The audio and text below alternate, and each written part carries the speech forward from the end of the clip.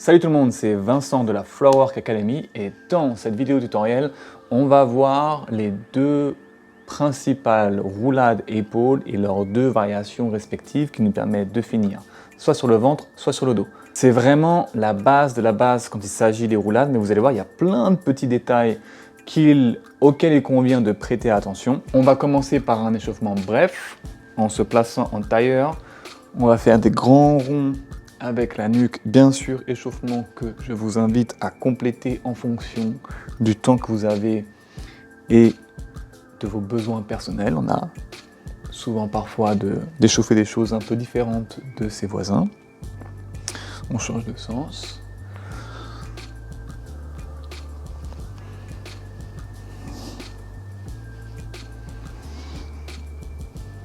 On va attraper les deux genoux dans cette position en tailleur. Et en s'aidant de cette prise, on va faire sortir la poitrine vers l'avant en rapprochant les omoplates ensemble. Et à l'inverse, on va arrondir le haut de son dos. On tire et on sort la poitrine, on relâche et on arrondit.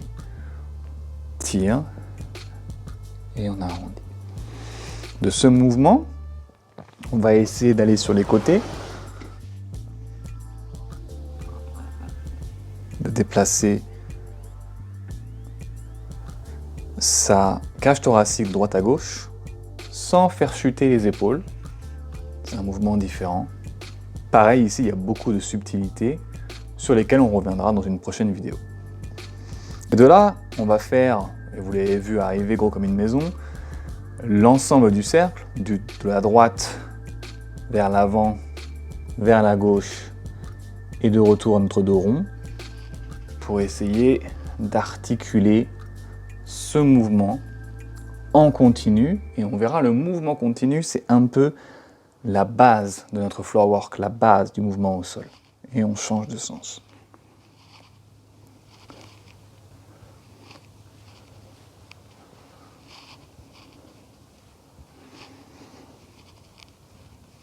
Et on relâche.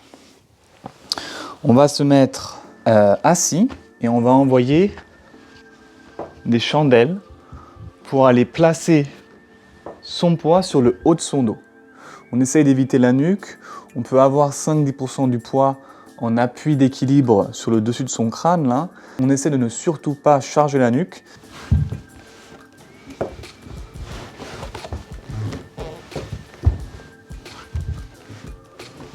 Une fois qu'on a fait ça, on va ouvrir les jambes et aller tapoter le sol de gauche à droite en essayant de faire se produire ce mouvement via un transfert de poids qui va finir par soulever l'épaule opposée à la direction où on va.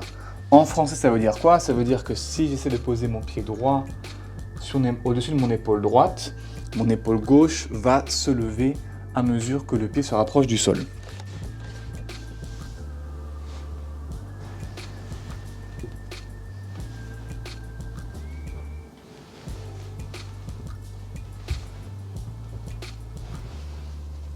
De là, on va essayer de transférer un peu de poids sur ses pieds, d'aller absorber un peu plus le poids qui provient de l'épaule en ayant plié ce genou et en le dépliant pour se repropulser dans la position intermédiaire de la chandelle.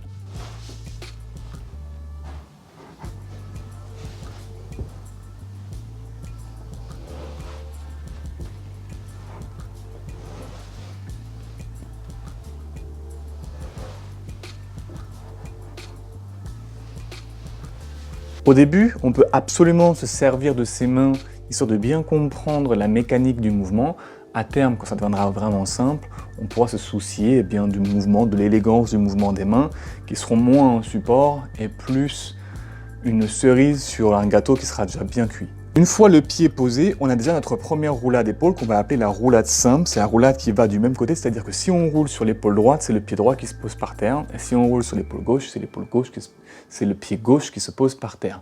À l'inverse de la roulade opposée, dans laquelle, et qu'on va voir juste après, si on roule sur l'épaule droite, c'est le pied gauche qui se pose en premier et vice-versa. Donc en essayant d'atterrir en douceur, et on y reviendra dans une prochaine vidéo, l'idée c'est de toujours rencontrer, de toujours trouver ce sol avec douceur, quel que soit l'appui qui vient chercher le sol. On va poser le deuxième pied, faire glisser ses pieds vers l'arrière de sorte que la hanche trouve le sol et continuer notre rotation jusqu'à ce que la deuxième hanche trouve doucement le sol.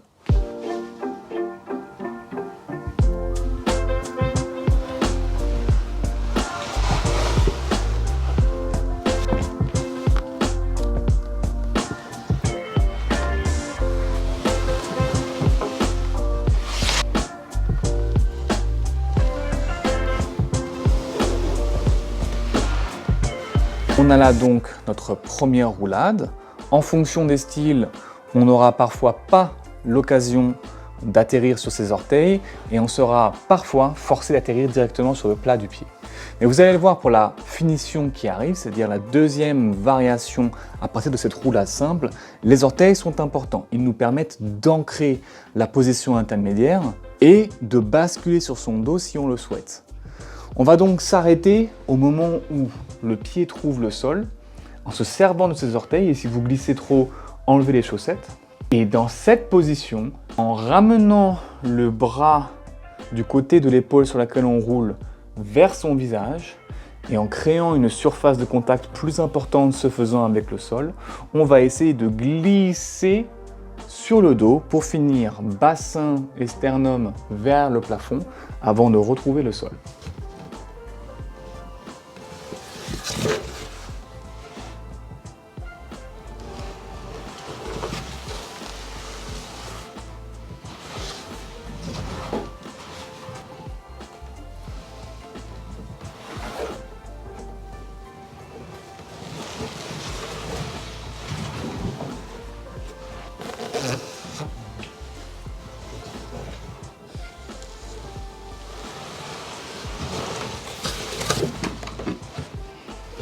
Le but, une fois qu'on a ça, c'est de lisser un peu le mouvement. Au début, il y aura forcément des pauses, mais une fois que vous avez acquis les étapes principales de ce mouvement, l'idée, c'est de ne plus en marquer.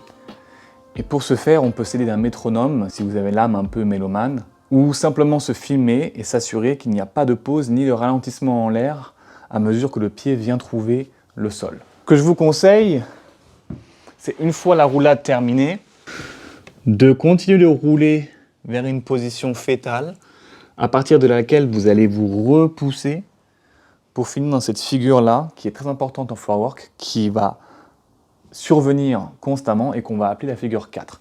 Ils appellent ça en anglais la shin box ou le 90-90. Donc encore une fois, de cette shin box ou 90-90, pour trouver la position fétale, on pose les mains sur le côté, on va trouver le sol avec son coude et enfin avec son épaule. Et vice-versa, si on était sur le ventre ou sur le dos, on pourrait rouler, trouver la position fétale, pousser sur les coudes, pousser sur les mains, et revenir avec aussi peu de tension que possible dans le haut du corps. Le mouvement total donne